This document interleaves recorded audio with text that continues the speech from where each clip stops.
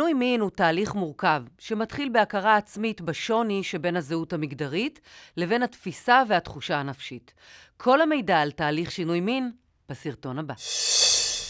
תהליך שינוי מין הינו תהליך נפשי שמתחיל בעצם בהכרה האישית ביציאה מהארון, והוא בהמשך מתלווים אליו שינויים פיזיים שחלקם מלווים בניתוחים, חלקם בטיפול הורמונלי וחלקם במעקב פסיכולוגי ופסיכיאטרי.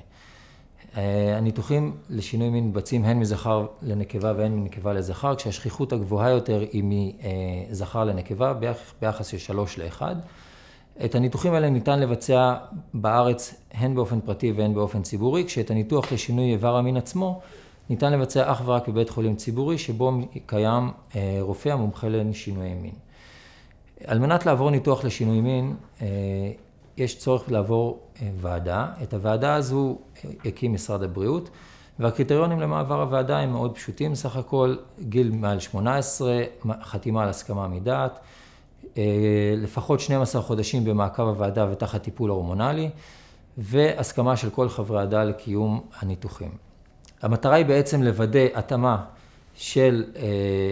התאמה נפשית, רגשית וגופנית של המטופל לתהליך אותו עובר, שכן התהליך שעובר הוא בעצם שינוי מאוד מאוד משמעותי מבחינה פיזית, אבל הציפיות של אותם אנשים לשינוי תאומי גם מבחינת הקבלה של החברה והמשפחה אותם, ובעצם צריך לעשות עם זה תיאום ציפיות מאוד קשה, כי אחר כך הם מתמודדים עם קשיים מאוד משמעותיים בהמשך החיים שלהם, ולא כל הדברים נפתרים בעצם בשינוי הפיזי שאותו הם עוברים.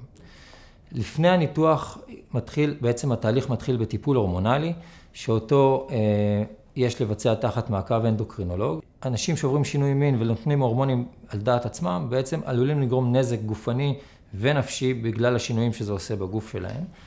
וישנם הורמונים שאמורים לדכא הורמונים פעילים קיימים, וישנם הורמונים שאמורים בעצם לעודד פעילות הורמונלית מסוג אחר.